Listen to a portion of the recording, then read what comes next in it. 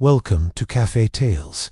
I'm Alie, your host for today's mystery. Today, we're joining Hercule Poirot and Captain Hastings in 1920s Venice for the case of the disappearing Duchess, where a vanished aristocrat and a bloodstained handkerchief are just the beginning of a much deeper conspiracy. Before we dive in, let me know in the comments where you're tuning in from today. Now, settle back and prepare for a tale where the most elaborate disappearances sometimes hide the simplest truths. Chapter 1. A Most Curious Invitation. The Case of the Disappearing Duchess. Chapter 1. A Most Curious Invitation. I confess that when my old friend Hercule Poirot announced we were to take a holiday in Venice, I imagined nothing more strenuous than admiring the architecture from a gondola while sampling the local wines. How wrong I was, but I am getting ahead of myself. As is my deplorable habit, it was a crisp September morning in 1929. When we alighted from the Orient Express at Venice's Santa Lucia station. The city rose before us like a magnificent stage set, all golden, stone and glittering canals beneath a sky of the most remarkable blue. Poirot, immaculate as always in his grey suit and carefully waxed moustache, surveyed the scene with evident satisfaction. "Ah, mon ami Hastings," he declared, adjusting his tie with characteristic precision. "Observe how the morning light reveals the true beauty of this floating jewel. Most appropriate, is it not, for our particular mission?" "Mission?" I inquired, somewhat puzzled. "I thought we were on holiday, Poirot." My friend's eyes twinkled with that familiar gleam that invariably spelled trouble for someone. "But no, mon cher, did I not mention? We are here at the express invitation of His Grace, the Duke of Warminster, a most urgent telegram requesting Poirot's discretion in what he termed a delicate family matter." I groaned inwardly. So much for my peaceful holiday. Our gondola glided through the maze of canals toward the Hotel Danieli, where the Duke had arranged our accommodation. The ancient palazzos seemed to lean in conspiratorially as we passed, their weathered facades hiding centuries of secrets. The Hotel Danieli proved to be every bit as magnificent as its reputation suggested. The Duke of Warminster himself awaited us in the opulent lobby, a man of perhaps 50, with steel-grey hair and the bearing of one accustomed to command. His handshake was firm, his smile correct, yet something in his pale blue eyes remained curiously cold. "Monsieur Poirot, Captain Hastings," he said, his voice carrying the crisp authority of his class. "How good of you to come so promptly. I trust your journey was comfortable." "Mais oui, your grace," Poirot replied with a courteous bow. "Most pleasant indeed. And now, perhaps you will enlighten Poirot as to the nature of this delicate matter." The Duke glanced around the busy lobby, where elegantly dressed guests moved about their afternoon pursuits. "Perhaps we might postpone such discussions until dinner. I should very much like you to meet my wife and our companions, a full picture, as it were, before we proceed." That evening found us in the hotel's sumptuous dining room, where crystal chandeliers cast their warm glow over tables laden with the finest china and silver. The Duke had secured a table with a splendid view of the Grand Canal, where gondolas drifted past like graceful black swans in the gathering dusk. The Duchess of Warminster proved to be a revelation, where her husband was all restraint and calculation. She radiated vivacity and charm, perhaps 30 years of age, with auburn hair fashionably bobbed and eyes of the most striking green. She possessed that rare quality of making everyone in her vicinity feel more alive. Yet I noticed, and I was certain Poirot noticed too, that her laughter sometimes seemed forced, and her hands trembled slightly when she thought herself unobserved. "Captain Hastings," she said, extending a gloved hand, "how delightful to meet Monsieur Poirot's famous chronicler. I do hope Venice will provide you with material for another thrilling adventure." "Your Grace is too kind," I replied, though something in her manner suggested she was not entirely jesting. Our dining companions completed a fascinating tableau. Count Alessandro di Monterassi, introduced as a family friend, was a man of perhaps 35, with the dark good looks and easy charm of his native Italy. His attention to the Duchess bordered on the theatrical, and I noticed the Duke's jaw tightened whenever the Count leaned too close during conversation. "The Count has been advising us on matters of art and culture," the Duke explained with barely concealed irritation. "Venetian history is his particular passion, among other things," murmured the Count with a smile that didn't quite reach his eyes. The Duchess's lady's maid, Bertha, served at table with the quiet efficiency expected of her station. Yet I observed her hands shaking as she poured. wine, and she started violently whenever anyone addressed her directly. A nervous sort, clearly though, whether from natural temperament or some specific anxiety, I could not determine. Completing our party was Senor Valdrum, a thin, artistic gentleman with paint-stained fingers and the intense manner of one perpetually in financial straits. He had been retained, the Duke informed us, to advise on the acquisition of certain Venetian masters for the family collection. The market is most favorable at present, Valdrum explained, dabbing his forehead with a handkerchief, despite the evening's coolness, though one must act quickly when opportunities arise. As the evening progressed, I became increasingly aware of undercurrents I could not quite fathom. Conversations seemed to carry double meanings. Glances were exchanged when their recipients were looking elsewhere, and more than once I caught expressions of what could only be described as fear flickering across various faces. It was during the serving of the fish course that the most peculiar incident occurred. An elderly Italian gentleman entered the dining room, pausing to survey the assembled diners with sharp, intelligent eyes. The moment the Duchess caught sight of him, her wineglass slipped from nerveless fingers, shattering against her plate in a cascade of burgundy liquid and crystal fragments. Silence that followed seemed to stretch endlessly, broken only by Bertha's hurried attempts to clear the mess. The stranger departed as mysteriously as he had arrived, but the damage was done. Whatever facade of normality our little party had maintained was now irreparably cracked, much like the Duchess's fallen glass. Chapter 2. The Vanishing Act. Chapter 2. The Vanishing Act. I was roused from sleep by a thunderous pounding upon our door that would have wakened the dead. The morning light streaming through the tall windows of our suite suggested it was past 8 rather later than I typically rose, but the previous evening's wine had been particularly excellent. Mon Dieu, came Poirot's voice from the adjoining room. What barbarian assaults our door at such an hour? The pounding intensified, accompanied now by a voice I recognized as belonging to the hotel manager, Signor Benedetti, a stout, excitable man with whom we had made our acquaintance upon arrival. Signori, please, you must come. Most urgent. The Duchess, she has vanished. I threw on my dressing gown and hurried to unlock the door. Poirot, appearing beside me with his hair immaculately arranged, despite having been so recently abed. How the man managed such perfection at all hours remained one of life's enduring mysteries. Signor Benedetti stood wringing his hands, his usually olive complexion having assumed a distinctly greyish hue. Behind him lurked Bertha, the Duchess's maid, her eyes red-rimmed and darting about like those of a frightened rabbit. "What do you mean, vanished?" I demanded, though something cold was already settling in the pit of my stomach. "Gone, completely gone. The suite, it is empty, but the door locked from the inside. The Duke is most." The manager struggled for appropriate words. "Simplement, where is his grace now?" Poirot inquired, his manner suddenly sharp and alert. "In the Duchess's chambers, monsieur. He insists nothing must be touched until you arrive."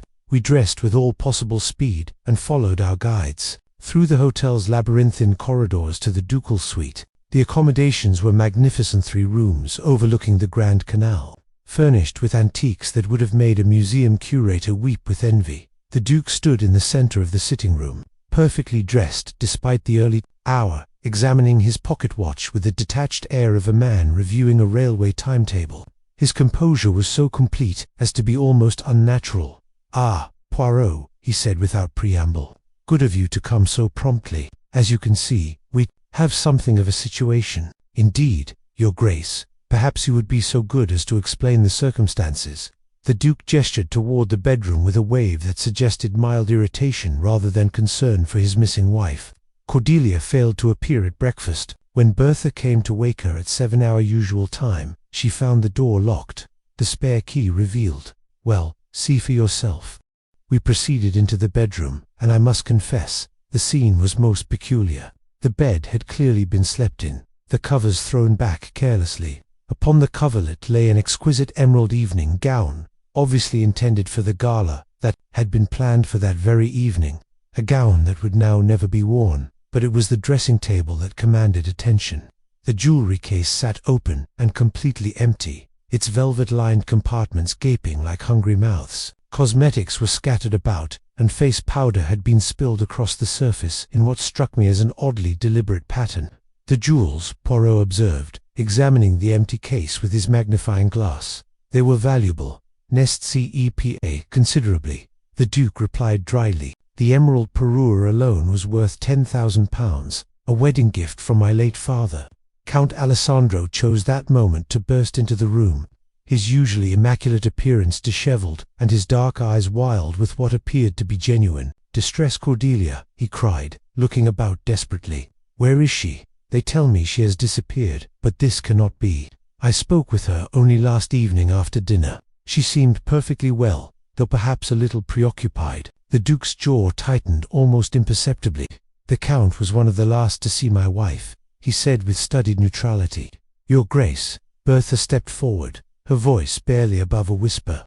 I found this behind the dressing table when I was looking for her Grace. She held out a white linen handkerchief, unmistakably feminine, and bearing an elegant monogram, C.W. But what made us all start was the dark stain that marred one corner, a stain that could only be blood. Count Alessandro stumbled backward as though struck. Blood. But that is impossible. She cannot be. You cannot think that she is. One thinks nothing until one knows all the facts, Poirot said quietly, taking the handkerchief and examining it carefully. Ters interessant. The blood, it is quite fresh. No more than a few hours old, I should say. While the others stood transfixed by this grisly discovery, Poirot moved about the room with his characteristic methodical precision. He examined the windows locked from the inside, then knelt to study the carpet beneath the bed. Next, he turned his attention to a sheet of hotel letterhead on the writing desk, holding it to the light and frowning. Curio, he murmured. Then, moving to the windows once more, to my amazement, he produced a small vial of oil from his pocket and applied a drop to his finger, which he then touched to the window latch. Most interesting indeed, he said, straightening. The latches, they have been oiled very recently. Yet this room, it is on the 4th floor, Nest CEPR, difficult to reach from the canal below. Senor Valdram appeared in the doorway, his artistic features pale with shock. Forgive the intrusion, Your Grace, but the staff are all talking. Is it true that Her Grace has vanished? The Duke nodded curtly. It would appear so, along with a considerable fortune in jewelry. But the gala tonight, Valdram stammered. The unveiling of the Tretto Her Grace was so looking forward, to which he spent hours yesterday discussing the proper lighting. The ideal viewing angle. There will be no gala, the Duke stated with finality. Poirot had moved to examine the luggage area, where several expensive leather cases sat in apparent disarray. Most curious, he said, opening one of the cases. The packing yet has been done in great haste. Nest CE Par Hastings. See how the garments are crushed, thrown in without care. Yet yesterday, I observed the Duchess to be most particular about such matters. The room fell silent except for the gentle lapping of canal water against the hotel's foundations far below. The morning sun streamed through the tall windows, illuminating the scene of confusion and casting long shadows that seemed to reach toward secrets yet undiscovered. Chapter 3. Secrets Beneath the Surface. Chapter 3. Secrets Beneath the Surface. By noon, the Hotel Danieli had assumed the atmosphere of a particularly exclusive crime scene. The Italian police, led by the competent but conventional Inspector Ricci, had cordoned off the Duchess's suite and begun their methodical examination of the premises. Meanwhile, Poirot had secured the use of a private salon where he might conduct his own interviews away from the prying eyes of other guests. Maintenant, he said, settling himself in a comfortable chair and arranging his materials with characteristic precision. We shall discover what lies beneath the surface of this most curious affair. Hastings, if you would be so good as to take notes. Our first interview was with Count Alessandro, who entered the salon with all the dramatic flair of an opera singer taking the stage. His grief appeared to have intensified since the morning's discovery, and he threw himself into a chair, with a gesture that would not have been out of place at La Scala. Monsieur, he began, his voice trembling with emotion, you must find her. Cordelia, she is like a beautiful butterfly, too delicate for this harsh world. If any harm has come to her, Poirot said gently. Tell Poirot, when did you last see the Duchess? After dinner, perhaps 10 o'clock. We walked together on the terrace overlooking the canal. The moon was full, most romantic, and she seemed, he paused, dabbing at his eyes with the silk handkerchief. She seemed troubled, kepious, as though something weighed heavily upon her mind. And what did you discuss during this moonlit promenade? The Count's hesitation was almost imperceptible, but I noted it, and I was certain Poirot did as well. Art, mainly. She had many questions about Venetian collections, particularly those assembled during the war years. Strange questions for a lady to ask. No, très intéressant. What sort of questions? Precisely. She wished to know about paintings that had changed hands during 1918 to 1919, which dealers had been active, which collectors had made unusual acquisitions. I told her such matters were not, how do you say, suitable topics for a beautiful woman to concern herself with. After dismissing the Count, whose story struck me as rehearsed, despite its emotional delivery, Poirot summoned Bertha. The poor woman entered the salon looking as though she were walking to the gallows, her hands twisting her apron into impossible knots. Now then, Bertha, Poirot began kindly. There is nothing to fear. You wish only to help your mistress, n'est-ce pas? Oh yes, sir, she whispered, barely audible. Her Grace, she's been so good to me. Took me on when no one else would after the trouble in London. What trouble was this? Bertha's face flushed crimson. Nothing important, sir. Just a misunderstanding about some missing items. But Her Grace, she believed in me when others didn't. Poirot nodded sympathetically. And yesterday evening after the dinner did you see your mistress again? Yes, sir. I helped her prepare for bed around 11. She seemed agitated, if I may say so. Kept asking me about letters, whether any post had arrived for her personal attention. Letters? What sort of letters? The maid's agitation increased visibly. I couldn't say, sir.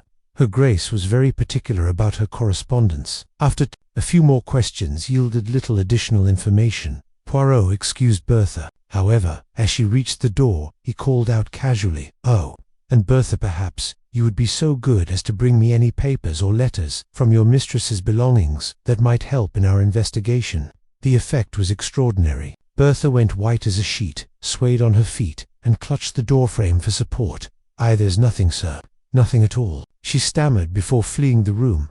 "Aha," murmured Poirot, his eyes gleaming. "Most illuminating, n'est-ce pas, Hastings?"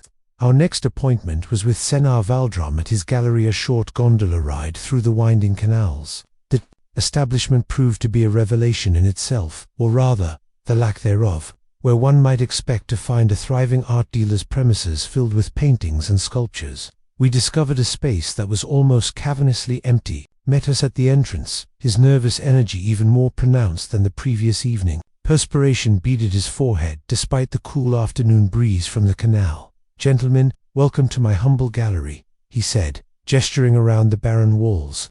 "As you can see, business has been rather quiet of late." "Indeed," Poirot observed dryly, "most quiet. Yet I understand you were advising the Duke and Duchess on significant acquisitions." "Ah yes." Well, Valdrum tugged at his collar. "The art market, she is very volatile at present. One must be careful, very careful indeed." Poirot wandered to a corner where several canvases leaned against the wall, face inward. With Valdrum's nervous permission, he turned one around, to reveal a rather mediocre landscape bearing a signature that claimed it to be the work of a well-known 18th-century master. "Curio," Poirot murmured, examining the authentication papers attached to the frame. "This provenance, it is most creative, shall we say." Valdrum's face had gone ashen. "I assure you, Monsieur Poirot, all my documentation is completely legitimate. The previous owner was most particular about proper records. And this previous owner, he had a name, perhaps a private collector, very reclusive, preferred to remain anonymous in all transactions." As we prepared to leave the gallery, I noticed a curious thing.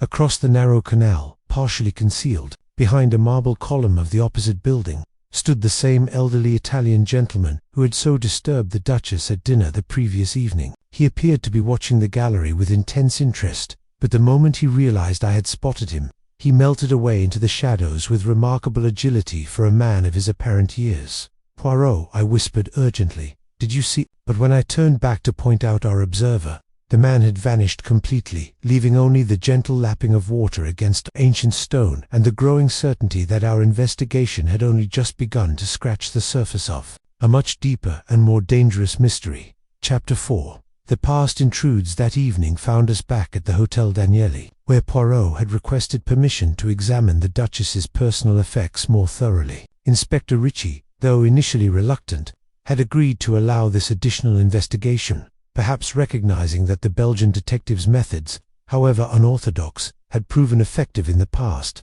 The Duchess's sitting room had been restored to order following the police examination, but Poirot approached the writing desk with the focused intensity of a surgeon preparing for a delicate operation. The desk itself was an exquisite piece of Venetian craftsmanship, inlaid with mother-of-pearl and featuring several small compartments that had presumably escaped the attention of the more conventional investigators.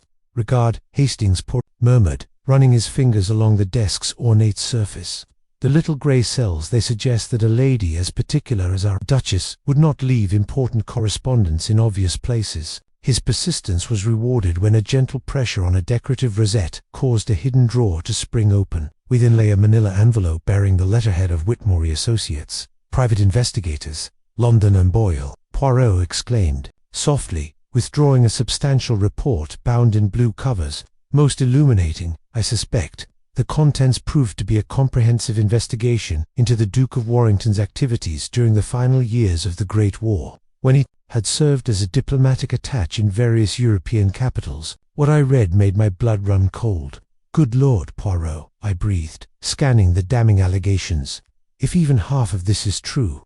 The report detailed a systematic scheme involving the illegal acquisition and transport of stolen artworks from occupied territories. The Duke, it seemed, had used his diplomatic immunity to smuggle looted paintings and sculptures through a network of complicit dealers and corrupt officials. The operation had been particularly active in Venice during 1918, where valuable works had been laundered through apparently legitimate sales before finding their way into private collections across Europe. "Bricement," Poirot said grimly. "And note, monomether date of this report. It was completed only 1 month ago." The Duchess had been conducting her own investigation into her husband's past. A soft knock interrupted our examination. Signor Benedetti, the hotel manager, stood in the doorway, wringing his hands in his characteristic manner. "Forgive the intrusion, Signori, but there is a matter most delicate which, perhaps, might assist your investigation." "Mais oui, speak freely," Poirot encouraged. "It concerns one of my staff members, Giovanni, who works the night shift in the kitchens. He came to me this morning most agitated, claiming he had seen the Duchess in the service corridors very late. On the night of her disappearance." Poirot's eyebrows rose. "At what time, precisely?" "Past midnight," he said. "Perhaps 12:30, but this seems impossible, does it not? The guests, they do not venture into the service areas, and at such an hour. Indeed, most curious. We shall wish to speak with this Giovanni immediately." While we awaited the arrival of the kitchen worker, Poirot turned his attention to Count Alessandro, who had requested an urgent meeting. The man who entered our temporary salon bore little resemblance to the suave aristocrat of our first encounter. His usual impeccable grooming had given way to disheveled hair and clothing that suggested a sleepless night. "Monsieur Poirot," he began, his voice lacking its previous theatrical flourish, "I find myself in a most difficult position. There are certain irregularities in my background that may come to light during your investigation." "Abine, and what irregularities are these?" The Count, if indeed that was his proper title, uncomfortably. "My credentials, they are not entirely authentic. My true name is Antonio Benedetti, and I am not, strictly speaking, a member of the nobility." "Tang pies. How fascinating. And your actual profession?" "I was employed as a guard at the Doge's Palace Museum until 3 years ago, when certain discrepancies in the inventory led to my dismissal. Nothing was proven, you understand, but suspicion fell upon several staff members, including yourself." "Including myself," he admitted reluctantly. "Since then, I have made my living as I could, sometimes as a guide for wealthy tourists, sometimes assisting with art acquisitions for private collectors, such as the Duke and Duchess of Warrington." Benedetti's face grew pale. "The Duchess, she hired me initially to authenticate certain pieces for their collection, but lately, her questions had become uncomfortable. She wished to know about paintings that had changed hands during the war, particularly those handled by dealers of questionable reputation." Before Poirot could pursue this line of inquiry further, Bertha burst into the room in a state of extreme agitation. The poor woman's composure, already fragile, had finally cracked completely. "I cannot bear it any longer," she cried, collapsing into a chair. "The guilt, it is eating me alive. I must tell you about the letter." "What letter, my dear woman?" I asked gently. "The German letter. I hid it in my quarters." Her Grace, she received it 3 days ago, and it threw her into such a state. I have never seen her so frightened." Poirot leaned forward intently. "And this letter, what did it contain?" "Information about stolen paintings, surnames, dates, locations, a whole list of artworks that had been taken during the war and sold through Venice. Her Grace spent hours studying it, making notes, cross-referencing with other papers." She said. Bertha paused, struggling to control her emotions. She said that justice must finally be served, no matter the cost to herself. "And where is this letter now?" "Hidden beneath the floorboard in my room, sir. I was too frightened to give it to the police, not knowing who might be involved." Giovanni, when he finally arrived, proved to be a thin, nervous man whose broken English nevertheless conveyed his message clearly. Yes, he had definitely seen a lady matching the Duchess's description in the service corridor near the kitchens. Shortly after midnight, she had been wearing a dark cloak and moving stealthily, as though trying to avoid detection. "But, Signor," he added with obvious confusion, "is most strange thing. I see this lady go into the old storage room near the cellar stairs, but I never see her come out again. And when I checked the room this morning is empty, completely empty." The implications of this testimony sent a chill through me. If Giovanni was telling the truth, then the Duchess had been alive, and moving freely through the hotel hours after she was supposed to have vanished from her locked suite. But where had she gone from that storage room? And more importantly, why had she been there at all? Chapter 5. Misdirection and Mirrors. Chapter 5. Misdirection and Mirrors. The following morning brought an unexpected visitor to our suite. The Duke of Warminster appeared at our door shortly after breakfast, but the composed aristocrat of our previous encounters had been replaced by a man whose carefully maintained facade was showing distinct signs of strain. His usually immaculate appearance remained intact, yet something in his manner suggested a sleepless night and considerable inner turmoil. "Poirot," he began without preamble, declining the seat I offered, "I must speak with you about the direction of this investigation. May we, Your Grace, please proceed?" The Duke began pacing the room with the restless energy of a caged animal. "I fear you may be pursuing lines of inquiry that could prove embarrassing to the family name. My wife, you see, was not entirely stable in recent months." "Not stable." Poirot's tone was carefully neutral. "Cordelia had been subject to fits of melancholy, wild imaginings about persecution and conspiracy. She became obsessed with the past, with events that occurred during the war, matters that were long settled, and best left undisturbed." "And what conclusion does Your Grace draw from this?" The Duke stopped his pacing and faced us directly. "I believe my wife may have taken her own life, Poirot. The blood on the handkerchief, the missing jewelry perhaps. She staged her own disappearance, to spare the family the shame of suicide. She was always given to theatrical gestures." "Très intéressant," Poirot murmured. "And you wish Poirot to abandon the investigation?" "I wish you to conclude it quickly and quietly. Whatever the truth, I prefer it remain private. The family has suffered enough scandal." After the Duke's departure, Poirot sat in contemplative silence for several minutes, his fingers steepled before him in the familiar gesture that indicated deep thought. "What do you make of that, Poirot?" I asked finally. "I make of it, mon ami, that His Grace is a very frightened man attempting to control a situation that has spiraled far beyond his influence." Our conversation was interrupted by the arrival of a hotel porter bearing an envelope marked urgent and addressed to the Duke. Poirot examined the missive with interest before we delivered it to its intended recipient. Within the hour, we were summoned to the Duke's suite, where we found him standing pale and shaken, holding a sheet of hotel stationery that trembled slightly in his grasp. "The ransom note," he said simply, extending the paper to Poirot. The message was brief and to the point. "Your wife lives, but not for long. £50,000 in unmarked bills. Further instructions to follow. No police or she dies." Poirot studied the note with his magnifying glass for several minutes before shaking his head decisively. "No, Your Grace, this is not genuine." "What do you mean, not genuine?" the Duke demanded sharply. "Observe the paper. It is hotel stationery, readily available to anyone in the building. The handwriting attempts to disguise itself, but shows characteristics of an educated person pretending to be unrefined. Most telling of all, notice the ink." He held the paper to the light. "The ink has not had sufficient time to properly dry and set. This note was written within the last hour, not yesterday, when the Duchess disappeared." Before the Duke could respond, We were interrupted by the arrival of the mysterious elderly gentleman who had so disturbed the Duchess at dinner 2 evenings prior. Signor Benedetti escorted him to our makeshift salon, where the man introduced himself with grave formality. "I am Professor Giuseppe Martinelli," he said, in accented but precise English. "I believe it is time I explain my interest in these proceedings." "Ah," said Poirot with satisfaction, "the gentleman who caused such distress to the Duchess at dinner. Please, Professor, enlighten us." Professor Martinelli seated himself carefully, his weathered hands folded over a walking stick of obvious quality. "I was a member of the Italian resistance during the war, specializing in the protection and recovery of stolen cultural artifacts. For the past decade, I have been working to trace artworks looted from Italian collections and return them to their rightful owners." "And the Duchess?" I prompted. "The Duchess contacted me 3 months ago through intermediaries in London. She had come across evidence of systematic art theft during the war and wished to make amends for certain family involvements."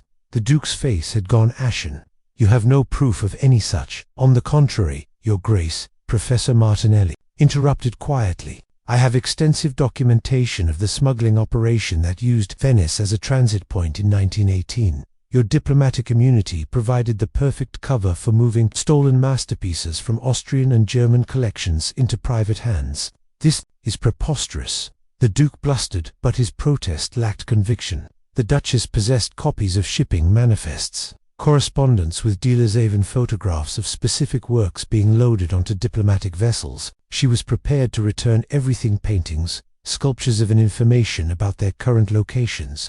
As Professor Martinelli spoke, I noticed movement outside the window overlooking the canal.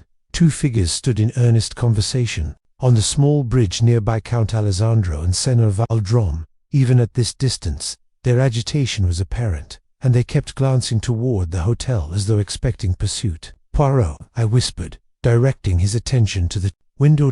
My friend followed my gaze and immediately rose from his chair. "Most illuminating. Professor Martinelli, your timing is impeccable. Hastings, I believe we should pay a visit to that bridge before our friends decide to take an extended holiday." But as we moved toward the door, the 2 men on the bridge suddenly parted, each hurrying away in opposite directions with the unmistakable urgency of conspirators whose plans had been discovered. By the time we reached the canal level, both had vanished into the labyrinthine network of alleys and waterways that made Venice such an ideal city for those wishing to disappear. The game, as they say, was becoming increasingly complex, and I had the growing suspicion that we were still several moves behind our unknown opponent.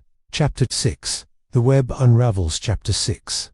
The web unravels. That afternoon, Poirot announced his intention to conduct a final examination of the Duchess's suite, this time with all our principal suspects present. The gathering he assembled in the opulent sitting room had the air of a theatrical performance, with each participant positioned as though awaiting their cue. "Madame et Messieurs," Poirot began, settling himself in the central chair with his characteristic precision, "we have before us a most curious puzzle. A lady vanishes from a locked room, leaving behind evidence of violence, theft, and flight. Yet Poirot, he is not satisfied with these obvious conclusions."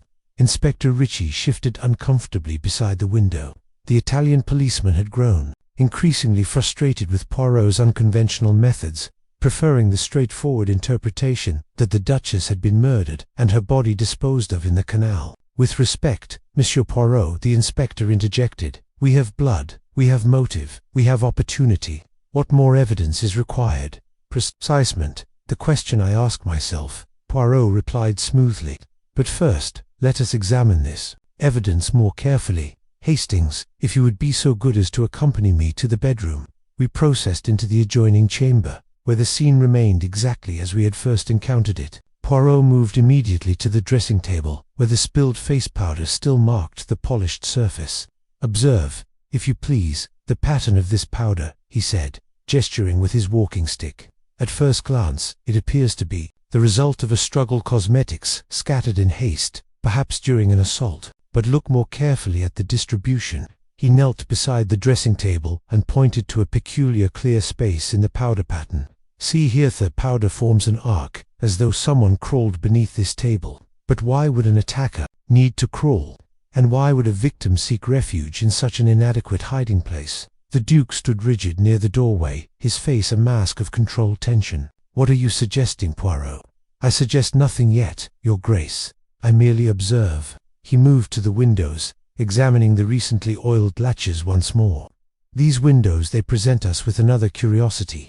Someone took great care to oil these mechanisms, but to what purpose?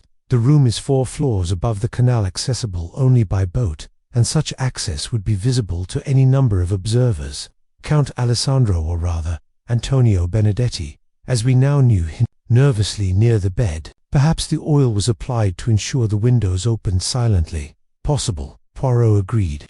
"But then we must ask why was it necessary for the windows to open silently? And more importantly, if someone escaped through these windows, where is the rope, the ladder, the means of descent?" He moved to the luggage area, where the hastily packed cases remained in their disheveled state. Opening the largest case, he began removing garments with the careful attention of a museum curator.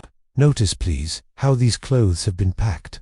Expensive silk gowns crushed carelessly, a pearl necklace thrown in without protection, delicate laced undergarments wrinkled beyond repair. Yet yesterday morning, I observed the Duchess supervising her maid's packing of a simple day bag. Every item was folded with mathematical precision, every accessory wrapped in tissue paper." Professor Martinelli, who had remained largely silent since joining our group, leaned forward with interest. "You suggest the Duchess did not pack these cases herself?" "I suggest something far more intriguing, Professor. I suggest these cases were packed by someone who wished to create the impression of hasty flight but who lacked the intimate knowledge of the Duchess's particular habits." Poirot moved to the writing desk, where he had discovered the private investigator's report the previous day. Opening the desk drawer, he withdrew a sheet of hotel stationery, bearing a few lines of barely legible script. "And here we have perhaps the most telling evidence of all. This paper was found yesterday, apparently abandoned in haste. But observe, the handwriting, it begins clearly, and deteriorates, as though written under extreme duress. Yet the ink flow remains constant. The pressure, even fear and panic, do not produce such controlled deterioration of penmanship." Bertha, who had been standing quietly in the corner, suddenly stepped forward with obvious distress. "Sir, I don't understand what you're implying. Are you saying Her Grace Iris is still alive?" "Ah, the good Bertha asks the essential question," Poirot said, his eyes gleaming with that familiar light that preceded his most dramatic revelations. "Let me ask you all this: what if the Duchess never left this hotel at all?" The silence that followed was broken only by the distant sound of gondoliers calling to each other on the canal below. The Duke's composure finally cracked, and he sank into a chair as though his legs could no longer support him. "That's impossible," he whispered.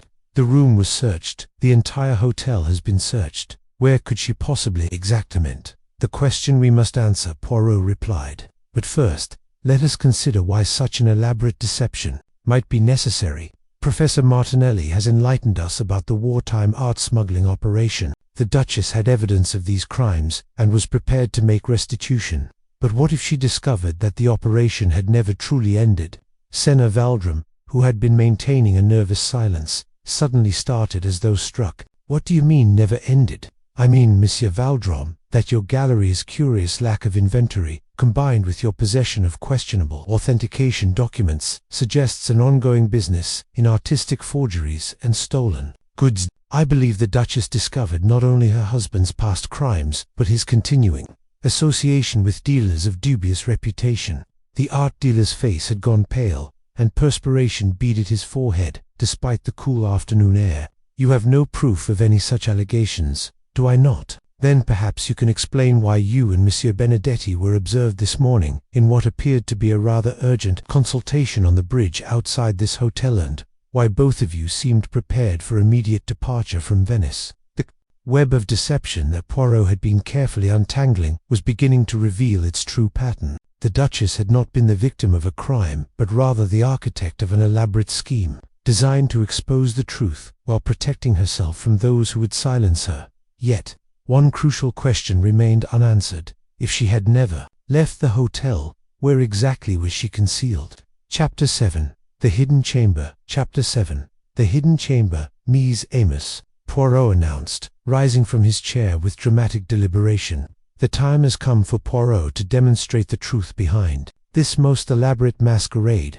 But first, we must understand the geography of deception. He moved to the ornate wall paneling that decorated the sitting room, running his fingers along the intricate carved woodwork with the precision of a master craftsman examining his tools. The panels, I noticed for the first time, bore the distinctive characteristics of much older construction than the hotel's 19th century renovation. Asterisk. This building she has a long and interesting history. Nest CE. Originally, the Palazzo Benetto, I should say the Palazzo Benetto, built in the 16th century for a family of considerable wealth and, shall we say, flexible political loyalties. Asterisk. Inspector Ricci stepped forward impatiently. Monsieur Poirot, with respect, the history lesson can surely wait. We are investigating a disappearance, not conducting a guided tour. Au contraire, Inspector. The history is essential to understanding the present mystery. You see, wealthy Venetian families of that era were well aware that political fortunes could change with remarkable speed. They built their palazzos accordingly. Poirot's examination of the paneling had become more systematic, his fingers tracing patterns that were invisible to my untrained eye. Suddenly, he paused at a section near the corner where the wall met an ornate column. Voila, observe this section where the wood grain does not quite align with its neighbors. And here, the carving pattern shows a subtle variation that would be invisible unless one knew precisely what to seek. Count Alessandro. I found it difficult to think of him by his real name, moved closer with obvious fascination. Are you suggesting there is a hidden room? Not a room, exactly. Rather, what the Italians call a camera del prete, priest hole, designed to conceal clergy during times of religious persecution. Such hiding places were common in wealthy households of the period. The Duke had gone rigid, his face a mask of barely controlled panic. This is ridiculous, Poirot. You're chasing shadows and ancient history while my wife's murderer escapes justice. Your Grace's concern for justice is most touching, Poirot replied dryly, continuing his methodical examination. But I fear justice has been somewhat delayed in this particular case. His fingers found what they had been seeking, a nearly invisible catch concealed within the carved foliage of the panel. There was a soft click, followed by the whisper of ancient hinges as a section of the wall swung inward to reveal a narrow opening, barely wide enough for a single person. The revelation sent a collective gasp through our assembled company. Bertha let out a strangled cry and pressed her hands to her mouth, while Senna Valdrum stumbled backward as though confronted by a spectre. Mon Dieu, Poirot breathed, peering into the dark opening. Hastings, the electric torch. If you please. The beam of my flashlight revealed a cramped space, perhaps 6 feet long and scarcely 3 feet wide, lined with ancient stone and barely tall enough for a person to stand upright. And there, crumpled in the far corner like a discarded doll, lay a figure in a white nightgown. Cordelia, Antonio cried, pushing forward. Is she alive? Poirot confirmed, his voice filled with a mixture of relief and urgency. But only just. Hastings, we must get her out immediately. She appears to have been trapped for some time. The extraction proved to be a delicate operation. The Duchess was conscious but extremely weak, her lips cracked from dehydration. Her eyes dilated from the prolonged darkness. As we helped her to a chair and Bertha rushed to fetch water, she attempted to speak, though her voice was barely a whisper. The panel, she managed, clutching Poirot's arm with surprising strength. It moved when I tried to leave. I couldn't make it open again. Do not trouble yourself more, Your Grace, Poirot soothed. Rest now, all will be explained presently. Inspector Ricci had immediately summoned a physician, but it was clear that while the Duchess was severely weakened by her ordeal, she was in no immediate danger. As the doctor examined her, Poirot turned his attention to the mechanism of the priest hole. Fascinant, he murmured, studying the ancient hinges and catches. The mechanism shows signs of recent use, but also evidence of mechanical failure. The counterweight system that would normally allow easy opening from within has become jammed. Probably centuries of settling have thrown the balance off. Bertha had collapsed into a chair, sobbing uncontrollably. I told her it was too dangerous, she wailed. I begged her to reconsider, but she said it was the only way to force the truth into the open. And what truth was that, Bertha? Poirot asked gently. About the Duke's business with Senna Valdrum, about the paintings that were never properly returned after the war. She discovered that her husband was still selling stolen artwork, using forged documentation to legitimize pieces that had been looted decades ago.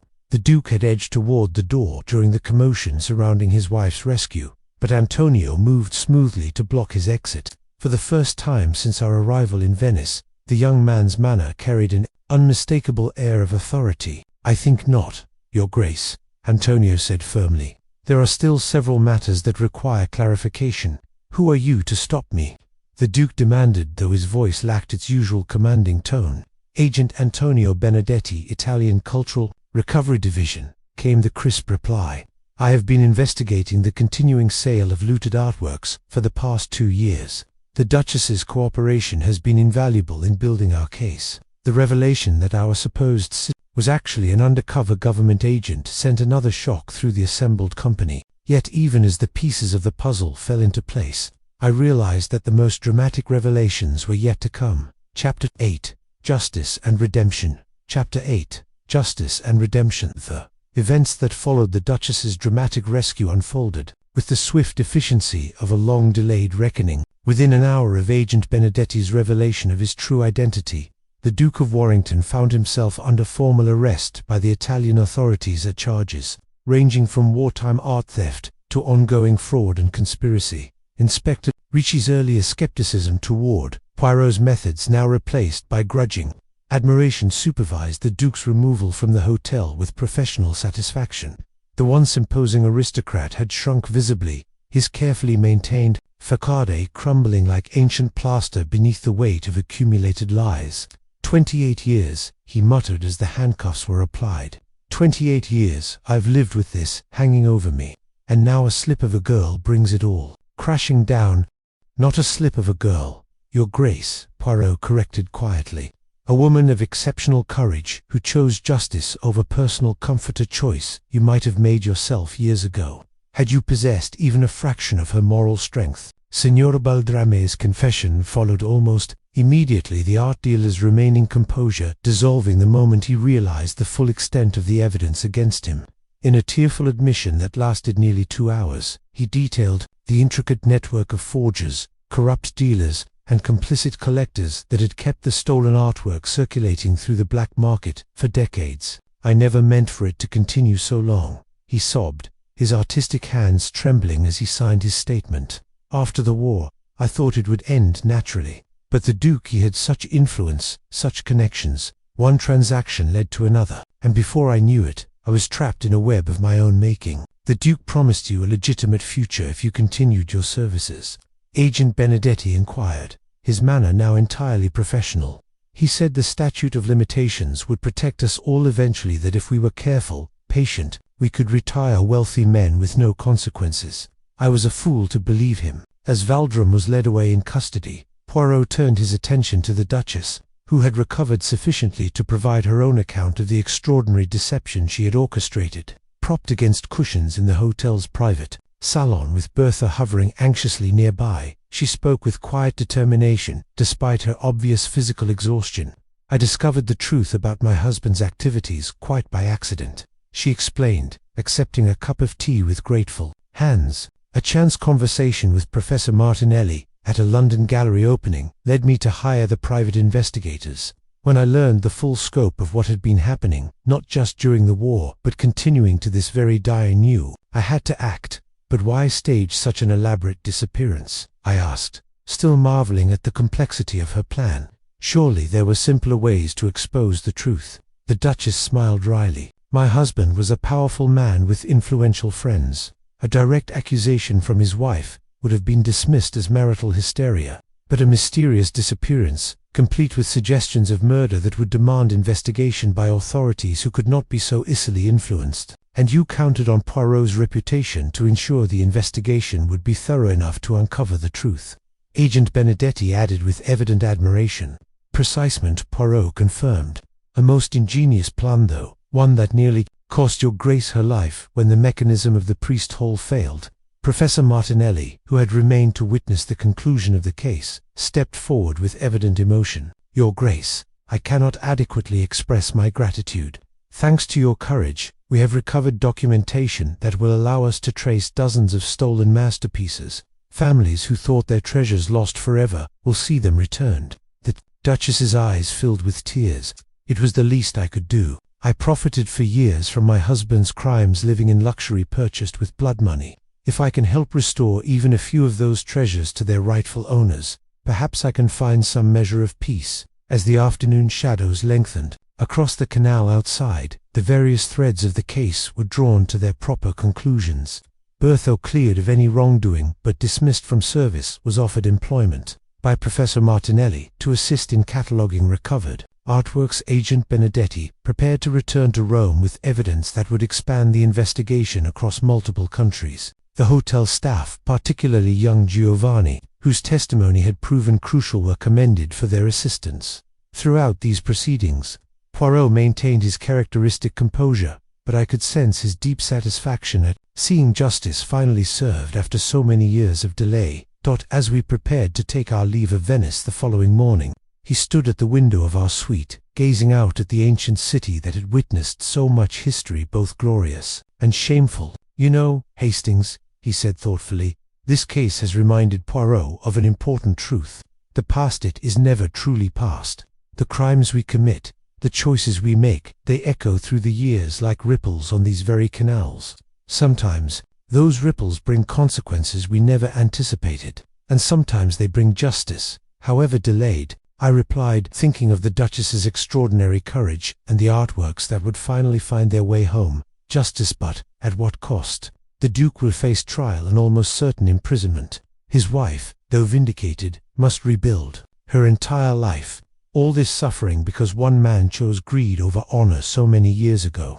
The next morning found us aboard the Orient Express once more, Venice receding into the morning mist like a beautiful but troubled dream. The Duchess, her strength returning with remarkable resilience, had chosen to remain in Italy for the present, working with Professor Martinelli to identify and repatriate the stolen artworks her husband's schemes had dispersed across Europe. As our train gathered speed through the Italian countryside, I reflected on the extraordinary complexity of the case we had just concluded. What had appeared to be a simple disappearance had revealed itself as an intricate web of wartime crimes, ongoing corruption, and personal redemption spanning decades. The Duchess's desperate gambit had nearly cost her life, but it had also exposed a criminal enterprise that might otherwise have continued indefinitely. Poirot settled comfortably in his first-class compartment with his morning coffee and newspapers seemed to read my thoughts. His final words on the case echoed long after Venice had disappeared behind us, carrying with them the wisdom of a man who had spent his life unraveling the complex motivations of the human heart. "Thank you for joining me for the case of the disappearing Duchess." Who could have imagined that the Duchess staged her own vanishing to expose her husband's decades-long art theft, schemedly to become trapped in the very hiding place she'd chosen? What do you think was her desperate gambit, worth the risk, or should she have found another way to seek justice? This is Alie from Café Tales, and until our next mystery, keep watching for the clues hidden in plain sight.